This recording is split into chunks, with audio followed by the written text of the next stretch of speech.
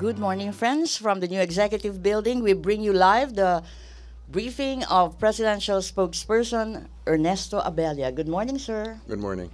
Sir, Go ahead. the spokesperson has an opening statement, sir. All right. Good morning, everyone. Um, First, we just like to say it's been a hectic several days. Anyway, yesterday we had the first cabinet meeting with VP Robredo, and it was a very warm situation. She was warmly welcomed, and she seemed to appreciate uh, the fact that she was part of the cabinet now. Some things were taken into consideration during the meeting.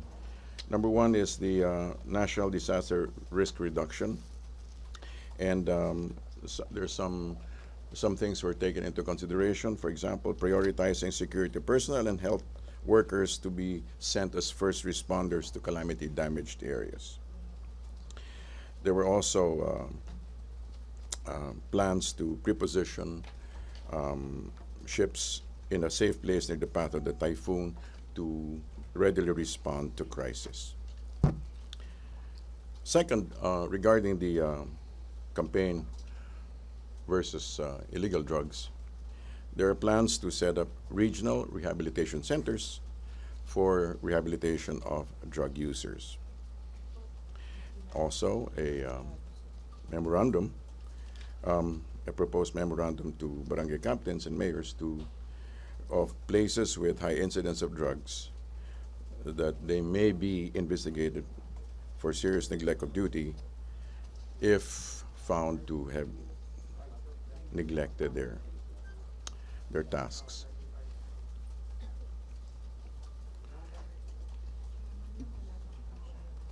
Regarding also the updates on transportation reforms, um, Secretary Tugade made a presentation yesterday, and already they have a menu of changes, and which could very positively impact the rate of traffic flow, very soon. All right. Also, a briefing from the DOLE. DOLE is committed to reduce endo contractualization within 6 months. Okay, a considerable amount. Okay, and also DTI is also committed to reduce the number of days to register a business to 3 days, or ideally 1 day. Okay, and as directed by the President, all agencies are to stop red tape in their agencies and to stop people from queuing up, and ideally to do away or to shift to appointments in order to be able to come back for your requirements. All right. Regarding the arbitration, the DFA secretary will be the sole spokesperson regarding the matter, and he will be speaking as soon as he will be releasing a statement as soon as the decision is released. Okay. So that's about it for coming from where I am. Okay. Thank you very much, sir. The first question from Pia Granada of Rappler. Sir, I just want to ask if Pia. Sir, does this mean that the palace will not issue a statement on the arbitration's decision or later?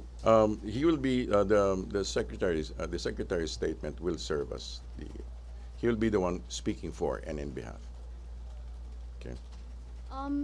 Was it also discussed in the cabinet meeting if it can be said to the media, explained to the media what the scenarios are if the arbitration rules for the Philippines and if it does not rule, if it rules against the Philippines? Everything will be subject to a discussion. Everything will have to be subject to a discussion. After all, it's going to be a lengthy decision, and there'll be a number of details that need to be properly threshed out before any any decision is made publicly. Yes. Ina Dolong of CNN Philippines. Previously, sir, the president said that once the decision is issued, he will be talking to everybody in the government. Can we be specific on which maybe sectors or people he plans to talk to about this? Well, aside from the cabinet, of course, the security cluster, okay, and the pertinent cabinet members, okay, and also the entire cabinet. That's Laila Saavedra of the Philippine Daily Inquirer. Sir, with regard to the Vice President's attendance at the Yes. cabinet meeting, did the President give her any marching orders or any directive, any advice, any? Basically, it was she has her own program, but she definitely was. Maybe the main point was that she was welcomed, and she was aside from that, she was made privy to the process and the thinking behind the war on drugs. Did she express any concern about the Um, ongoing campaign? If she had, she didn't express any. With regard to housing, was there any directive or policy directive from the President or from Secretary Evasco? Not yesterday. Not yesterday. Okay, let's stick to one topic first. West Philippine Sea, please. Okay. Joseph Morong. So regardless of the outcome, what did we? What's going to be the guiding principle of the Philippine government in deciding the next steps for our government? The top priority will be national interest. Definitely national interest. Thank you. Any more questions on the West Philippine Sea? Yes, Laila. Sir, as of now, do we have any plans on, in case of a favorable ruling, how will we will use the decision to our full advantage? Like we said earlier, everything will have to be discussed because everything is systematic. It's not just a question of having silo solutions. Everything will have to be intermeshed. All the areas of government will have to be considered. Yes. Pia. Sir, the former U.S. Ambassador Kenny was able to meet with officials from the Duterte administration. May we just know what was discussed during their meeting? I'm not privy to that particular meeting.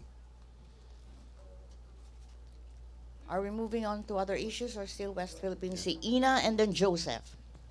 Sir, if the decision comes out in favor of our side, at least what immediate scenarios do we expect? Ano yung expected immediate scenarios are we looking at? Especially maybe for the fishermen in the disputed areas. Ano yung at least mararamdaman na dapat natin agad? Well, like I said, I think it's best to really just wait for the final statement. You know, after it'll have to be studied, it'll have to be processed because one answer is connected to other issues. So we'll just have to wait. Thank you. Joseph. So excluding the inauguration, I think the Chinese ambassador to the Philippines personally met with the president twice. Okay. Is it correct? I'm sir? not sure about twice, but at least he met and he gave his congratulations. Yes. Only the congratulations, Yes. nothing on the WPS. How about the American side, sir? Were there efforts to personally contact or talk to the president? I'm not privy to that. Like I said, I'm not privy to that. Okay, let's move on to other issues, please. Okay. Bomber Raymond Tinasa. Just a reaction to the statement made by Senate President Franklin Drilon and other senators, I think Senator Laila de Lima, calling the statement of Solgen Kalida arrogant because of his plan to, or guidance to the PNP to snub the expected or proposed investigation on the drug pushers killing. Basically, I think the word is not really arrogant. I believe the Solgen is simply exercising his right, his duty as Solicitor General and lawyer for the government of the Philippines to make sure that all things are processed properly and the police come under his purview.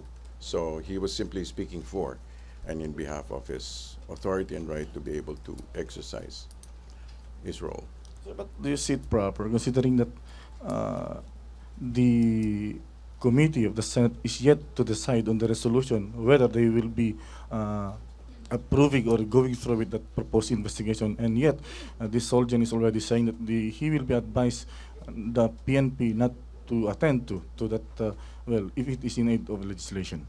Well, I don't know if the word is right or what, but basically he's simply making sure that everything goes through due process. Basically just due process. So, but nonetheless, when the investigation will come, do we expect the President as the Commander-in-Chief will allow the PNP officials to attend the investigation regardless of what the motivation is? Well, let's just wait for the due process to come through. Okay? Thank you. Okay, thank you. See on drugs? Drugs, Joseph Mora. Sir, just to pick up on your point that there's going to be a proposed memorandum to investigate barangay officials, no?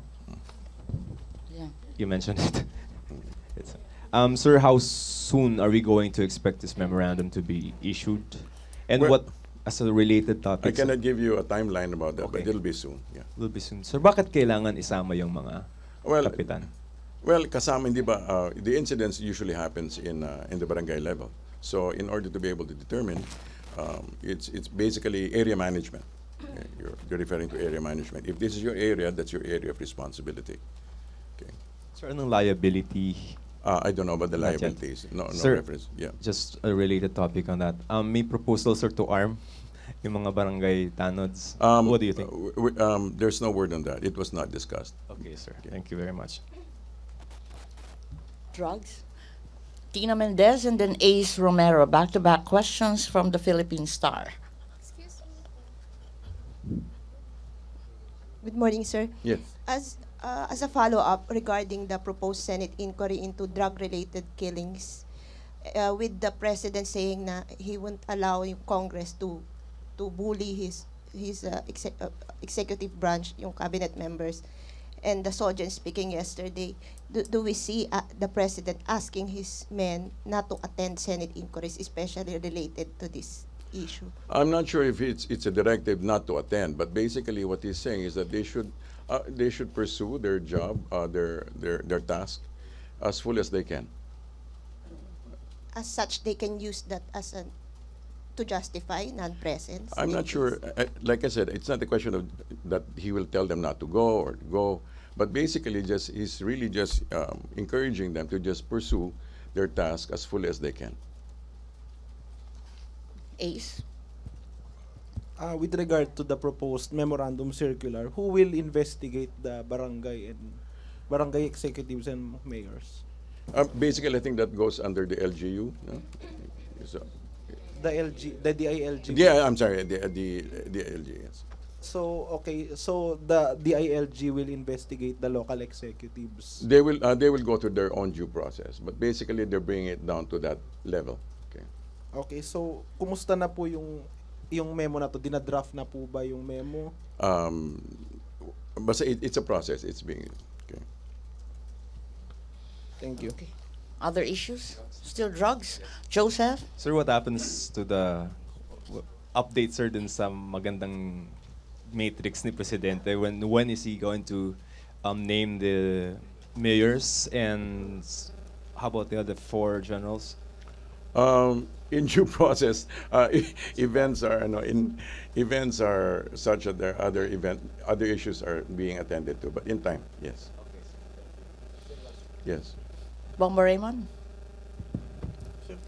Sir, I understand you are talking here of only one drug triad, but there are a lot of triad of involved in drugs. So, do we expect that all drug triads will be dealt with too, considering this drug syndicate problem is very complex? Like you said, it's very complex, and we want to reduce it as much as we can. Thank you. Okay, thank you. Eileen Taliping of DWIZ. Yes. Sir. Good morning, sir. Umaani po, positive po yung review o yung reaction ng people doon sa anti-drug campaign ng Duterte government. Opo. But meron pong apela si Archbishop o retired Archbishop Oscar Cruz na huwag naman daw pong kalimutan yung kampanya laban sa illegal gambling. Kasi apparently, meron din mga takers Opo. sa illegal gambling from gambling lords ng mga officials and also from the PNP? I'm sure, no? I'm sure. Kasama na lahat yan because hindi ba ang priorities ng presidente is drugs, crime, and corruption. You know, not necessarily in that order, but those are his top priorities. Okay, so kasama na po yan.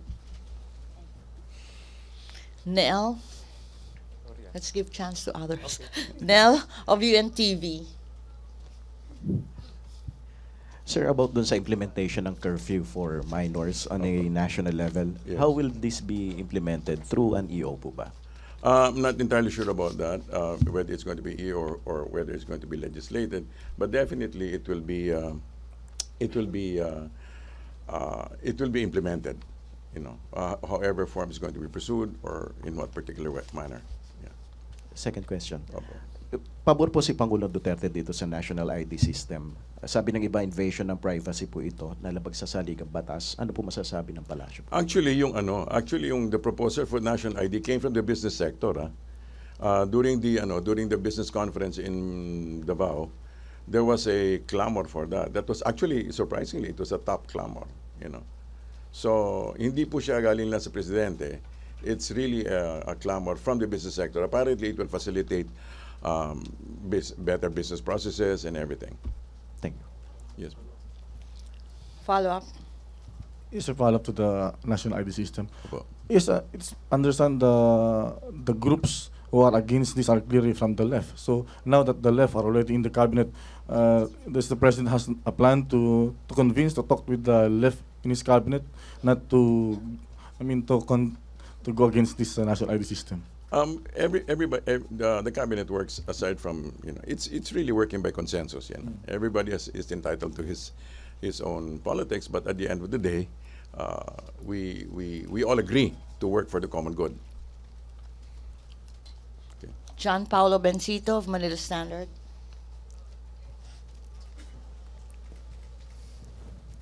Sir, good morning. Good morning. Sir, regarding on the pork barrel, the Votas Representative Tobias Tiangco said that there are 80 million allotted funds for congressmen to have pork in the 2017 budget, sir. Sir, how does the executive, two questions, sir. How does the executive view the pork barrel now in its present form? And, sir, is this within the bounds of legality of the decision made by the Supreme Court, sir? That issue has not yet been raised during the cabinet meeting, so I cannot make any specific references to that. But I'm sure the DBM will be able to look through this. And, okay. Yes. Hannah Sancho.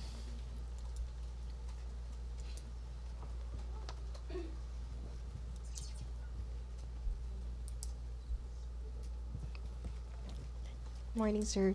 Sir, dun po sa concern ni Senator De Lima at ng VACC po na dapat daw yung big fish po yung hinuhuli ng administrasyon at hindi po yung mga low-income families po na most of the time sila po yung nabibiktima dun sa extrajudicial killing. Ano po yung stand ng palace dito? Well, basically, the president is simply pursuing a line of action that has already been set before him based on intelligence reports and stuff like that. I'm sure even these references will be included within a proper timeline. Okay, thank you. May mga efforts po ba yung palasyo to remind the police? Kasi ang isang pang concern ng VACC na baka i-abuse ng PNP yung powers nila na para patayin na lang yung suspect. Okay. This being a situation right now, continually they're being reminded that everything must go through due process. There must be regularity in the carrying out of their efforts. Okay. Ted Tuvera of Tribune. Sir, follow-up lang po dun sa pork barrel. Kasi nabanggit po kasi ni Representative Tiangco na parang ina-advisean sila na magpasa ng mga infrastructure projects nila. Sabi nga niya dun sa isang report, today, Tuesday, magmi-meeting daw sila. Sino sila? Sino po sila? Si Congressman The Congress, Tiangco po. okay. The Congress, okay. Sir, does the President authorize congressmen to submit their infrastructure or pet project proposals, sir? I think they also go through their own due process, right? So if whatever initiatives they have, it still has to go through a proper process, due process. Thank you. Paanong process po yun, sir? They have their own. They have their own. They have their own system.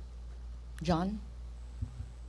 Sir, does the president have a word that there could be a pork barrel in Congress, sir? If you're asking me, there was no reference to that during the cabinet meetings. No. But sir, based on your knowledge or what you've heard, sir. I do not have any opinions. Okay, I simply transmit to you what I know. Thank you, sir. Follow up, Tina? Sir, without referring to this as pork barrel, has there been an order for, or at least a directive or a call for congressmen to list up their priority projects for 2017 budget? I belong to the executive, so it's beyond my, it's beyond my paycheck. so it doesn't fall within the executive, Okay. Yes. Pia and then Joseph. Sir, just a follow-up on the transportation plans of Transportation Secretary Tugade. You mentioned he presented a list of possible solutions to the traffic, and you said it might be felt very soon. Can we have a timeline of the very soon promise, and what exactly did he propose? Since most of these are proposals yet, I better not refer to that. But I'm sure within the next 100 days, you're going to see. Meron ng may mga result. Already there seems to be some, right?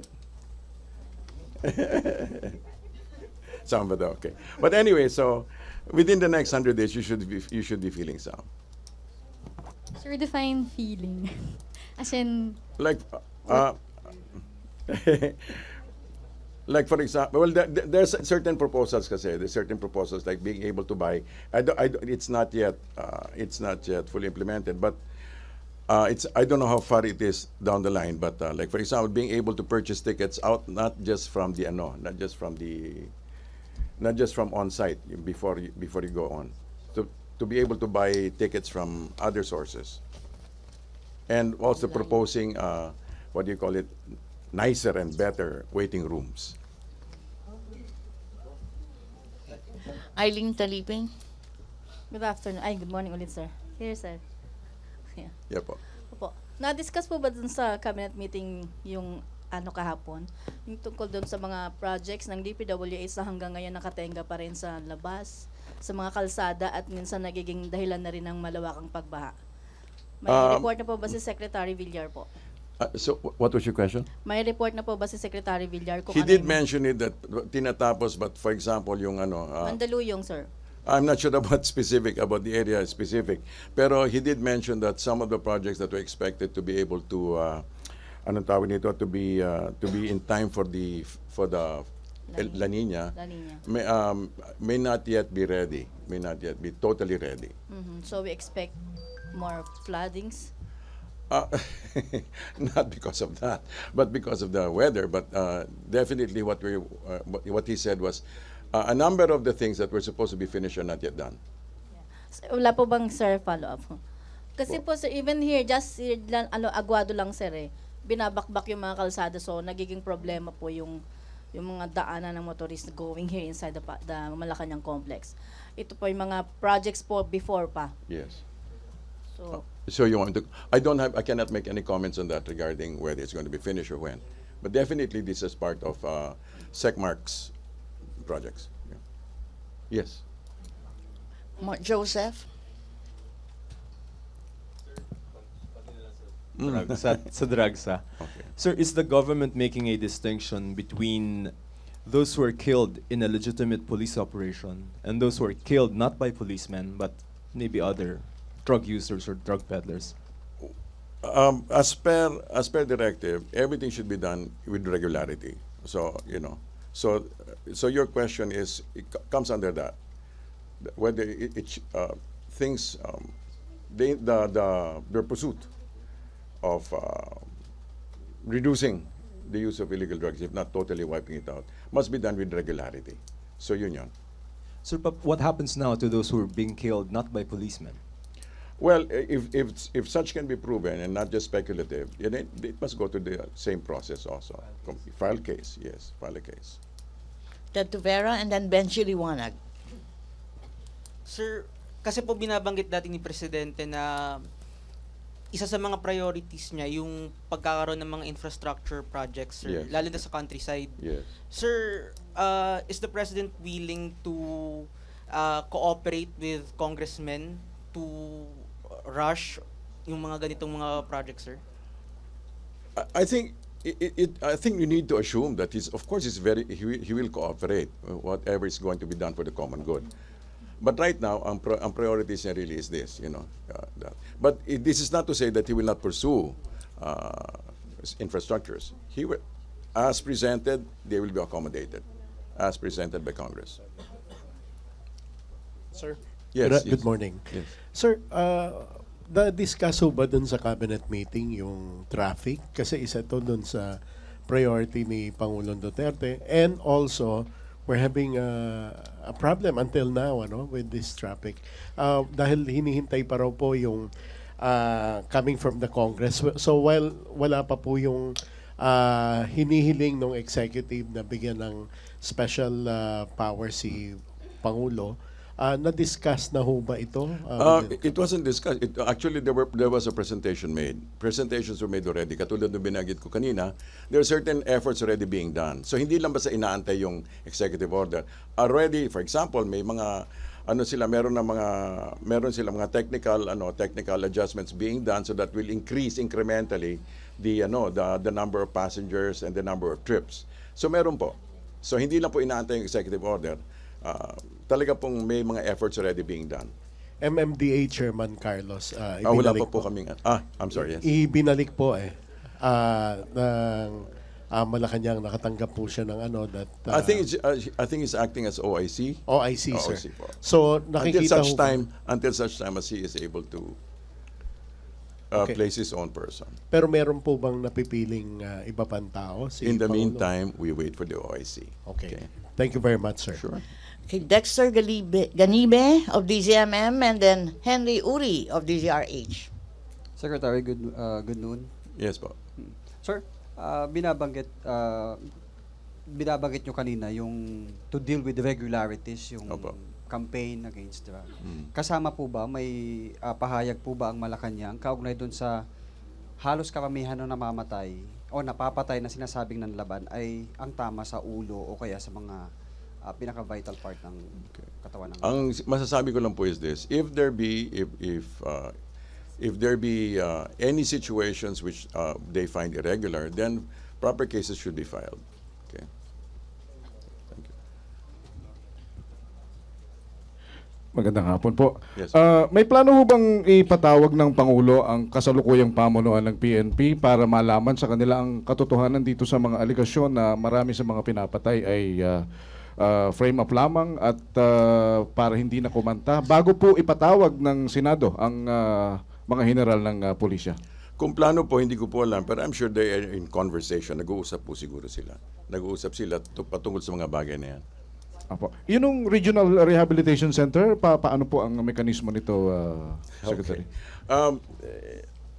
Ang ano po kasi, ang napag-uusapan is that there will be regional rehab centers.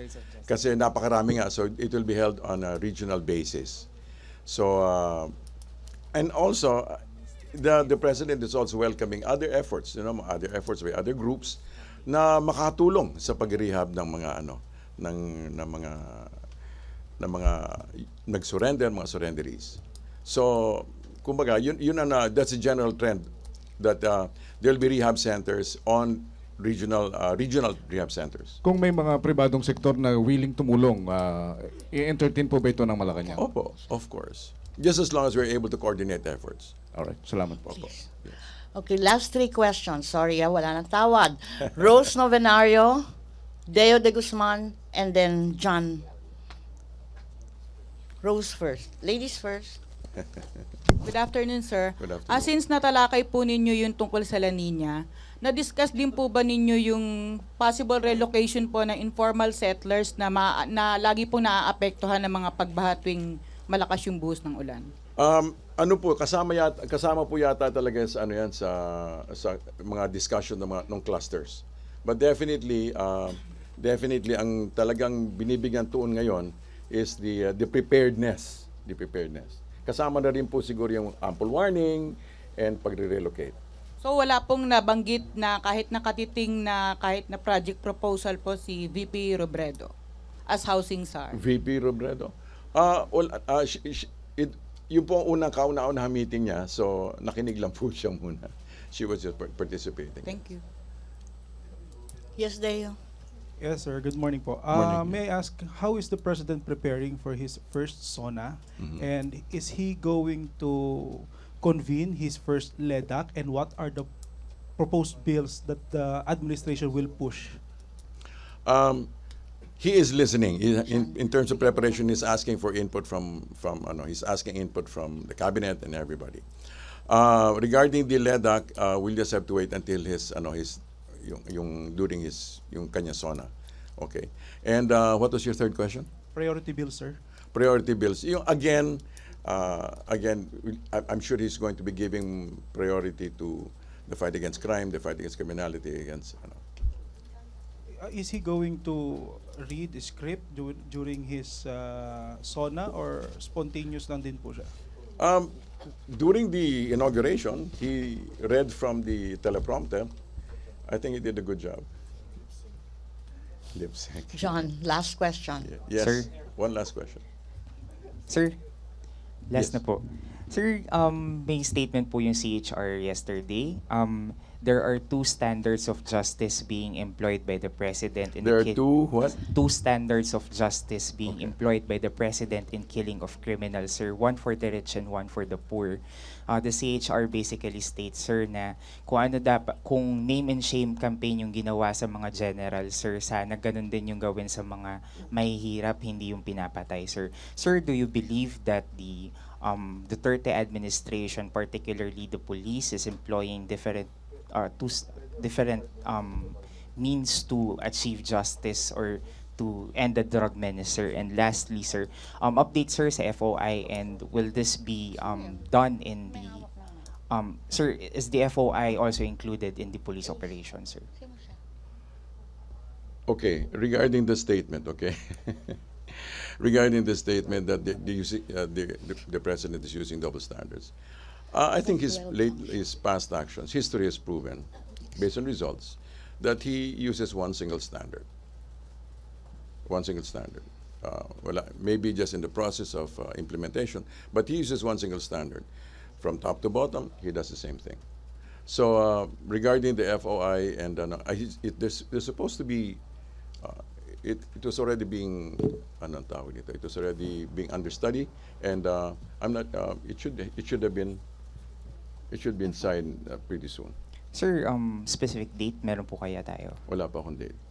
Pero within the week, sir? Hopefully. Hopefully. Okay, thank You've you very been a much. great, Sir, can you still take one question from FOCUP, Who's FOCUP? the Foreign Correspondents Association? France Press. Sir, well, you might have answered this question earlier, but just to bring it up, there's been a lot of criticism of Secretary Yasai's statements over the South China Sea. Right. And of course, we are going to see the decision come down later today. What is the administration going to do, and what is its position? I mean, it's given on these conflicting All of positions. these questions that you have are going to be based on the actual results. So we'll just have to wait until it's released, and then we process it. We hope it will be best for everybody involved. But will you, assuming it's favorable towards the Philippines, what will we be doing? Will we be having this offer of negotiations with China? Will we be using the results as diplomatic leverage? Can we? I think it's best that we wait for this statement. Thank you very much. Thank you You've been very a great much. audience. Yeah. Thank you very much, Secretary Abella. Thank you, Malacanang Press Corps. Back to main studios of PTV4 and Radyo ng Bayan. Salamat, RTVM.